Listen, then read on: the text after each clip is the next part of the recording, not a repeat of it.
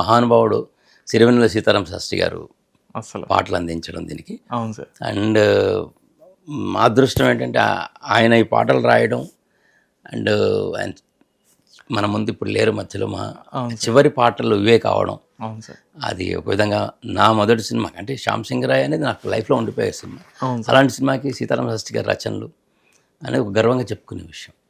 ఖచ్చితంగా సార్.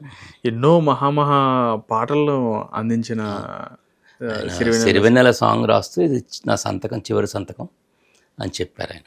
బా సో అలాంటి అద్భుతమైన పాటలు. డెఫినెట్గా సార్. అటువంటి మంచి పాటలు మీ సినిమాకి రావడం అనేది కూడా చాలా స్టిల్ ఇప్పటికి కూడా అవి మంచి. నాకు వారితో మంచి సాంగత్యం పరిచయాలు ఉన్నాయి. మ్మ్. వారొకప్పుడు ఏదో ఫంక్షన్లో కలిసినప్పుడు కూడా అడిగాడు, ఏంటి ఫిలిం బైర్ ఉంది కథ ఇచ్చామంట కదా, చాలా నాళ్ళు అయిపోయింది, మరి ఏంటి అంటే, సార్ నేను సరైనది పడాల్సి మంచి కోసం చూస్తున్నాను గురుగారు, మ్మ్. మంచి కథతో వస్తాను అన్నాను.